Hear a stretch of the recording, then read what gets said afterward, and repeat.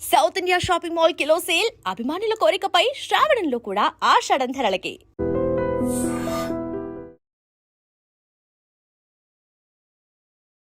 Hi hello నమస్తే welcome back to iDream media. ఇక money న్యూస్తో మీ ముందుకైతే వచ్చేసాను. నేను మీ విరాట్. సో ఈరోజు ఒక దేశం తన ఫైనాన్షియల్ స్టేటస్ కానీ లేదంటే ఫైనాన్షియల్ స్ట్రెంగ్త్ అనేది మేజర్గా ఎక్స్పోర్ట్స్ అండ్ ఇంపోర్ట్స్ మీద చాలా వరకు డిపెండ్ అయి ఉంటుంది. దాంట్లో భాగంగా టారిఫ్స్ అనేవి వాటికి చాలా క్రూషియల్ రోల్ ఉంటుంది అన్నమాట. అయితే రీసెంట్గా ట్రంప్ అనే వ్యక్తి పిచ్చిగా టారిఫ్స్ వేస్తున్నాడని చెప్పి స్టేట్మెంట్స్ ఇస్తున్నప్పటికీ కూడా లేటెస్ట్ అప్డేట్ ఇండియా మీద 50% టారిఫ్ వేశాడు అని అయితే తెలిసిందనమాట. మరి ఈ 50% టారిఫ్ ఎవరిని ఇబ్బంది పెడుతుంది, ఎలా ఇబ్బంది పెడుతుంది అనే దాంతో పాటుగా దీనివల్ల మార్కెట్స్ ఏ విధంగా ఇంపాక్ట్ అవుతాయి, ఈ విషయాలన్నీ కూడా తెలుసుకుందాం ఈరోజు. Hi ma'am. Hello. I think last week అనుకుంటాం మనం 25% టారిఫ్. ఆ 1 వీక్లోనే మళ్ళీ ఇంకో 25% యాడ్ అయిపోయింది. అసలు ఎందుకు చేస్తున్నాడు ఇలాగా? ఇలా చేయడం వల్ల ఎవరికి నష్టం ఉంటుంది? డెఫినెట్లీ రెండు సైడ్లు కూడా నష్టం ఉంటుందని కొంతమంది అనలిస్టులు చెప్తున్నారు. దాన్ని కాస్త వివరిస్తారు. సో ఇదేంటంటే ఒక ట్రేడ్ వార్ లాగా ఉందండి. కంప్లీట్ ట్రేడ్ వార్ అంటే స్ట్రైక్స్ అంటాం కదా. స్ట్రైక్స్ అంటే మనకి మామూలుగా వార్లో జరిగే స్ట్రైక్స్, బట్ ఇదేంటంటే ఆ ట్రేడ్ స్ట్రైక్స్ అని చెప్పొచ్చండి. ఇండియా మీద యుఎస్ చేస్తున్న ట్రేడ్ స్ట్రైక్స్ అని చెప్పొచ్చు. It is not just trade అంటే ఒక బిజినెస్ లాగా మీరు అన్నట్టుగా ఇంపోర్ట్ ఎక్స్పోర్ట్స్ వరకు లాగా అయితే అస్సలు కనిపించట్లేదండి. కంప్లీట్లీ అంటే మన మీద వార్ లాగా ప్రకటించినట్టుగానే మనం అయితే తీసుకున్నారు. అలానే మన గవర్నమెంట్ కూడా స్టాండ్, ఎస్పెషల్లీ మన ప్రైమ్ మినిస్టర్ మోడీ గారు కూడా చాలా క్లియర్గా చెప్పారు.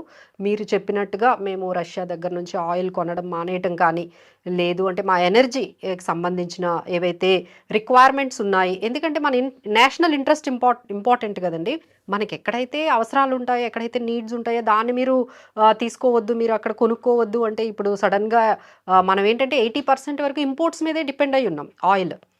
సో ఇలా మనతో పాటు చైనా కూడా ఇంపోర్ట్ చేసుకుంటుంది. అలానే ఇంకా టర్కీ ఇలాంటి దేశాలు అంత పర్సంటేజే చేసుకుంటే వాళ్ళందరినీ వదిలిపెట్టేసి ఇక మన మీదే, ఇండియా మీదే అన్నట్టుగా ఆయన ట్రేడ్ స్ట్రైక్స్ అనేవి చేయడం అనేది అందరూ కూడా నాట్ ఓన్లీ ఇండియా నుంచి అండి, బయట కంట్రీస్ వాళ్ళు కూడా చాలా వరకు ఆయన క్వశ్చన్ చేస్తున్నారు. దీని వెనకాల అంతరార్థం ఏంటి, ఇలా మిగతా వాళ్ళు కూడా రష్యా నుంచి ఆయిల్ ఇంపోర్ట్ చేసుకుంటున్నారు కాబట్టి ఇండియా మీద మాత్రమే ఎందుకు ఇట్లా మీరు స్ట్రైక్స్ అనేవి ట్రేడ్ స్ట్రైక్స్ చేస్తున్నారు అనేది అయితే క్వశ్చన్స్ అయితే అరైజ్ అవుతున్నాయి. సో ఇప్పుడు లేటెస్ట్ అప్డేట్ చూసుకుంటే ఆగస్ట్ 7 నుంచి 25%, ఇంకా ఒక 21 డేస్ పాజ్ ఇచ్చారు. ఆగస్ట్ 27 నుంచి ఇంకొక 25% ఎడిషనల్ టారిఫ్స్ యాడ్ అవుతాయి. సో ఓవరాల్గా 50% అనేది మనకి స్టార్ట్ అవుతుందని ఎప్పుడైతే చెప్పారో ఇమ్మీడియట్గా మనమైతే చాలా సీరియస్గా తీసుకున్నారు. సో రేపు మనకి క్యాబినెట్ మినిస్టర్స్తోని, అందరు ఇంపార్టెంట్ మినిస్టర్స్తోని పిఎం మోడీ అర్జెంటుగా ఒక మీటింగ్ కండక్ట్ చేశారంటేనే మీరు అర్థం చేసుకోవచ్చు ఏ విధంగా ఇది ఇంపాక్ట్ చేయబోతోంది, ఏ సెక్టార్స్ మీద, ఏ కంపెనీస్ మీద ఇంపాక్ట్ చేయబోతుంది అనేది రేపు అంతా డిస్కస్ చేస్తారు. ఆ కంపెనీస్ని ఏ విధంగా మనం సబ్సిడీస్ ద్వారా కానీ, లేకపోతే ఏదైనా వాళ్ళకి ఫైనాన్షియల్గా ఎలా అయితే స్టేబుల్గా ఉండగలరో ఆ విధంగా ఎలాంటి నిర్ణయాలు తీసుకోవాలో వాటి గురించి ఒక క్యాబినెట్ మీటింగే రేపు అర్జెంటుగా ఒకటి కాల్ఫర్ చేశారు. So you can understand how much serious the issue అనేది మనకు అర్థమవుతుంది. అలానే ఎప్పుడైతే ఈ విషయం అయితే మనకి వచ్చిందో, ఆయన అనౌన్స్ చేశారో ఇమీడియట్గా మార్కెట్స్ అయితే చాలా నెగిటివ్గా రెస్పాండ్ అయ్యాయండి. సో 24,400 నిఫ్టీ కూడా కరెక్ట్ అయ్యింది. బట్ రైట్ నౌ ఎప్పుడైతే రెండు మనకి న్యూస్ వచ్చిందండి. ఒకటి ఏంటంటే రేపు క్యాబినెట్ మీటింగ్లో వాళ్ళు ఫైనల్గా ఒక డెసిషన్ తీసుకుంటారు. ఎందుకంటే మనకు 21 డేస్ పాజ్ ఉంది. ఈ 21 డేస్లో ఏమైనా నెగోషియేషన్స్ మళ్ళీ అవసరమైతే చేయడము, అలానే లించ్ అనే ఒక టీంతో ఇండియాకి రాబోతున్నారు యుఎస్ నుంచి ఒక టీం రాబోతుంది నెగోషియేషన్స్ కోసం అని.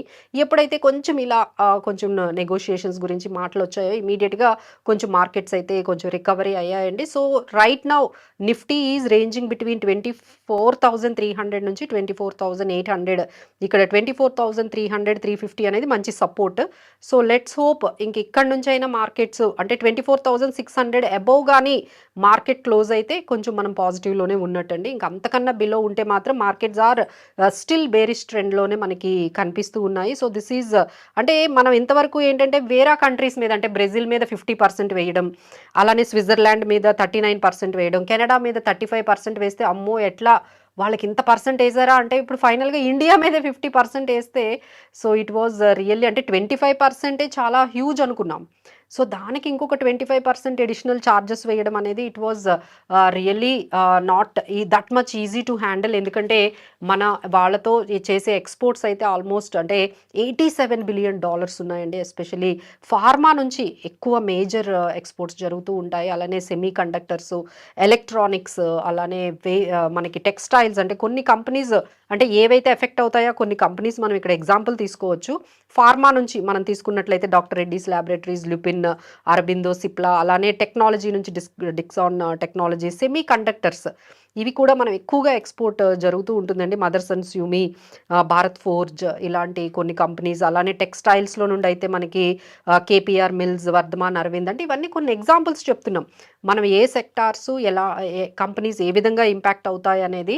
సో మనకి దానికి తగ్గట్టుగానే మార్కెట్లో చాలా వరకు ఈ మార్కెట్లో ఇవి కొన్ని కంపెనీస్ అంటే ఆ సెలెక్టెడ్ సెక్టార్స్ అండ్ కంపెనీస్ అయితే ఆల్రెడీ కరెక్ట్ అవ్వడం అయితే జరిగింది. So this is what is happening from the Trump tariffs. అంటే ఇప్పుడు ఈ బ్రెండన్ లించ్ అనే పర్సన్ బైలేటరల్గా ఇక్కడ జరిగే ట్రేడ్ అగ్రిమెంట్స్ అగ్రిమెంట్స్ కోసం వచ్చాక ఏం జరిగే ఛాన్స్ ఉందంటారు? దీన్ని ఎలా అయినా అంటే ఇప్పుడు ఎట్లా ఉందంటే రష్యా నుంచి మేమే కాదు మీరు కూడా బై చేస్తున్నారు. So how you are finalising అనే దాని గురించి మాట్లాడొచ్చు. సో అలానే మన అగ్రికల్చర్ ఈజ్ మెయిన్, మన నేషనల్ ఇంట్రెస్ట్ అనేది మేము కాంప్రమైజ్ అవ్వము అనేటట్టుగా అగ్రిమెంట్స్ అయితే స్టార్ట్ అవుతాయి, నెగోషియేషన్స్. సో మనమైతే చాలా ఖచ్చితంగానే మన స్టాండ్ అయితే చెప్పేశాము. Now it is up to them. మీరు అన్నట్టుగా మనమే కాదు వాళ్ళు కూడా ఇంపాక్ట్ అవుతున్నారండి. ఎందుకంటే ఇక్కడ నుంచి మీరు ఎక్స్పోర్ట్స్ చేసేవి వాళ్ళు టారిఫ్స్ వేశారంటే that will be adding to them. అక్కడ ఎవరైతే ఇంపోర్ట్ చేసుకుంటున్నారో యూఎస్ నుంచి వాళ్ళకు కూడా కాస్ట్లీ అవుతుంది. సో అక్కడ నుంచి మళ్ళీ కన్స్యూమర్స్కి ఎవరికైతే వెళ్తుందో అక్కడ కూడా ఇన్ఫ్లేషన్ చాలా పెరిగిందని ఇప్పటికే వార్తలు వస్తున్నాయండి. యూఎస్లో ప్రతి ప్రోడక్ట్ పెరిగిందని మా వార్తలు వస్తున్నాయి. సో ఈ నేపథ్యంలో అక్కడి నుంచి కూడా ఆయనకు కానీ కొంచెం ప్రెజర్ అనేది కానీ వచ్చినట్లయితే definitely they might come to one kind of నెగోషియేషన్స్కి రావచ్చు. సో అక్కడ వాళ్ళు కూడా యూఎస్లో జరిగే అంశాల మీద కూడా ఈ బయలాటరల్ అగ్రిమెంట్స్ అనేవి జరుగుతూ ఉంటాయి. సో ఇలానే అంటే మనం యూకేతో కూడా ఒక అగ్రిమెంట్ అంటే ఫ్రీ ట్రేడ్ అగ్రిమెంట్ తెచ్చుకోవడానికి మనకు 10 years టైం తీసుకున్నాం. అలానే యూఎస్తో కూడా definitely there will be an agreement, there will be an negotiations. ఒక ప్రాసెస్ అయితే స్టార్ట్ అయింది. సో ఫైనల్గా కొంత టైం అయితే పడుతుంది. But definitely will have a very good agreements వచ్చే అవకాశాలు అయితే ఉన్నాయి. But it will take time. అందులో ట్రంప్ ఉండేటప్పటికి కొంచెం ఎక్కువగా అది వాల్టిలిటీ అనేది కనపడుతుంది. ఎందుకంటే statements are changing for every day. ఆయన స్టేట్మెంట్స్ చేంజ్ చేస్తూ ఇది జస్ట్ బిగినింగ్ అన్నట్టుగా ఆయన ఎవ్రీ 8 hours ఒక స్టేట్మెంట్స్ తీసుకొస్తున్నారు. సో దీన్ని బట్టి మార్కెట్స్ అయితే కొంచెం వాల్టిలిటీ ఉన్నాయండి. సో కొంచెం జాగ్రత్తగానే మనకి ఇన్వెస్టర్స్ ఉండాల్సి ఉంటుంది. ఎప్పుడైతే కొన్ని ఆ సెక్టార్స్ ఏవైతే ఎఫెక్ట్ అయ్యాయో అలాంటి స్టాక్స్ మీ దగ్గర ఉన్నాయి. ఇప్పుడు ఏంటంటే చాలామంది ఓన్గా చేసుకోవడం అలవాటు చేసుకున్నారండి. లాస్ట్ 2 years నుంచి వాళ్ళకి నచ్చిన స్టాక్స్ ఏదో వీడియోలో కనపడితే కొనేయటం, లేదు అంటే ఎక్కడైనా మనీ కంట్రోల్లో కనపడితే ఆ స్కీమ్స్ కొనేయడం, లేదు అంటే రిటర్న్స్ యాడ్స్ లాస్ట్ 1 year ఈ పర్టికులర్ స్కీమ్ సెక్టార్ స్కీమ్ ఇంత రిటర్న్ వచ్చింది అనగానే ఆ ఫార్మా సెక్టార్ అది కొనేయటం, చేసుకుంటూ వెళ్ళిపోతారు. యాడ్ ఆన్ చేసుకొని వెళ్ళిపోతూ ఉన్నారు. మనీ ఉన్నప్పుడంతా ఇలాంటి అంటే రిస్క్కి వాళ్ళకి అర్థం కాకుండా ఈ సెక్టార్ ఫండ్స్లో పెరుగుతూ వెళ్ళిపోయారండి.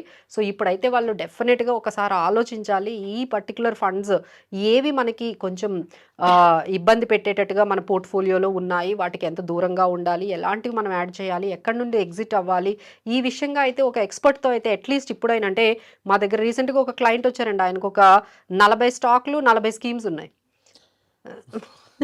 అన్ని ఆయన ఇంత తీసుకొచ్చారండి. ఆయన ఇంత అంటే ఇన్ని పేపర్స్ ఒక తీసుకొచ్చారు. పర్సన్కి 4-5 సరిపోతాయని చెప్పి ఎన్నో ఇంటర్వ్యూలు మీరు చెప్పున్నారు. But still people need to be educated అని అర్థమవుతుంది. అవునండి. వాళ్ళు ఏంటంటే కనపడిందంతా యాడ్ చేసుకోవడం. ఇప్పుడు మీరు ఒక మొమెంటం స్టాక్ చెప్తే దాన్ని డిఫెన్స్ అంటే ఒకటి, ఫార్మా అంటే ఒకటి, అలా ఒక 10 ETFలు, డైవర్సిఫై 10 స్కీమ్లు. అసలు మరీ అసలు ఎట్లా అంటే ఎవరేం చెప్తే అది కనపడితే అంటే లాస్ట్ 1 year రిటర్న్స్ చూసేసి యాడ్ చేసుకుంటూ వెళ్ళిపోయారు. ఇప్పుడు చాలా మందికి అర్థం కావట్లేదు ఇవి ఏం మెయింటైన్ చేయాలి. ఇప్పుడైతే వాళ్ళకి ఒకటి అర్థమైంది, 40 స్కీమ్లు 40 స్టాక్లు పెట్టుకుంటే ఎలా మేనేజ్ చేస్తారండి? It is very tough. So they have to limited to that extent. ఏం ఉంచేయాలి, ఏం తీసేయాలంటే definitely we will be there to help you అండి. ఎవరైనా మమ్మల్ని అప్రోచ్ అవ్వచ్చు. Definitely this is a testing time. Markets అయితే చాలా వాలటైల్గా ఉన్నాయి. కొన్ని సెక్టార్స్ అయితే చాలా వరకు కరెక్ట్ అయ్యాయి. సో ఇప్పుడు ఈ స్టాక్స్ ఉంచాలి, ఏ స్కీమ్స్ ఉంచాలి అనే దాని గురించి మీరు ఎప్పుడైనా మమ్మల్ని కన్సల్ట్ చేయొచ్చు. వండర్ఫుల్. మన సింపుల్గా చెప్పాలంటే ట్రంప్ అయిన పర్సన్ ఇప్పుడు ముందు భయపెడుతున్నాడు, తర్వాత తగ్గుతున్నాడు. సేమ్ అదే జరుగుతుందా, లేదంటే ఈసారి మళ్ళీ మారుతుందా సో కొన్ని అనేది స్టాక్స్ తెలుసుకోవాలి. ఉన్నాయండి, అంటే సెక్టార్స్ కొన్ని ఉన్నాయి. అంటే ట్రంప్కి సంబంధం లేని, టారిఫ్స్కి సంబంధం లేని కొన్ని సెక్టార్స్ ఉన్నాయి. అంటే ఓన్లీ మన ఇండియన్కి సంబంధించి అలాంటివి. ఎగ్జాంపుల్ కన్సంప్షన్ ఉందనుకోండి, మన ఇండియన్కి సంబంధించింది ఐటీసీ, తర్వాత హెచ్యుఎల్, అలా. అంటే ఏంటంటే దీన్ని టారిఫ్స్ ఇన్సులేటెడ్ కంపెనీస్ కానీ, టారిఫ్ ఇన్సులేటెడ్ సెక్టార్స్ అంటాం, అందులో మీరు పెట్టుకోవచ్చు. అలానే హోటల్స్, ఇప్పుడు హోటల్ ఇండస్ట్రీస్ ఇవన్నీ కూడా బాగున్నాయి, ఇండియన్ హోటల్స్. తర్వాత అలానే ఇప్పుడు బజాజ్ ఆటో కూడా కొంచెం బాగుందండి, వాళ్ళ ఆటో సేల్స్. ఎందుకంటే ఇప్పుడు ట్రాక్టర్స్ అవి ఇవి కొనుక్కుంటారు కాబట్టి. సో మాన్సూన్ స్టార్ట్ అయింది కాబట్టి. So there are certain companies which have given very good results అండి, లైక్ ట్రెంట్ కానీ, హీరో మోటోకాప్, తర్వాత పిడిలైట్ ఇండస్ట్రీస్, హడ్కో, PFC, TD Power Systems, Lumax Industries, ఇలా కొన్ని ఎక్సలెంట్ కంపెనీస్ మంచి రిజల్ట్స్ ఇచ్చాయి. అలానే బజాజ్ ఆటో, గోద్రేజ్, ఇలాంటి కొన్ని కంపెనీస్ అయితే మంచి రిజల్ట్స్ ఇచ్చాయి. బట్ నీడ్ టు అండర్స్టాండ్ ఏ సెక్టార్లో మనం ఉండాలి, ఎలాంటి స్టాక్స్ మనం పికప్ చేసుకోవాలి అనేది మానిటరింగ్ అనేది అవసరం అండి. కొనేస్తున్నారు కానీ అందరికీ అందులో నుండి ఎప్పుడు ఎగ్జిట్ అవ్వాలి, దాన్ని ఎప్పుడు మనం ప్రాఫిట్ బుక్ చేయాలి, ఎప్పుడు వరకు మనం దాన్ని మెయింటైన్ చేయాలి. ఎంట్రీ ఈజీ అవుతుంది కానీ ఎగ్జిట్ అందరి వల్ల అది అర్థం కావట్లేదు. So for that we can give some advice. Sure ma'am. And definitely ఈ విషయాలపై మీకు ఒక ప్రొఫెషనల్ ఐడియా అనేది చాలా ఇంపార్టెంట్. ఎందుకంటే ఓన్గా ఇన్వెస్ట్ చేసినప్పుడు చాలా వరకు అది ఫెయిల్ అవ్వడానికి ఎక్కువ స్కోప్ ఉంటుంది, because of such volatile situations అని చెప్పొచ్చు. సో ఈ ఎపిసోడ్ గురించి మీ అభిప్రాయాన్ని కూడా కామెంట్ సెక్షన్లో మెన్షన్ చేయండి. వచ్చే ఎపిసోడ్లో మళ్ళీ కలుద్దాం. Thank you so much.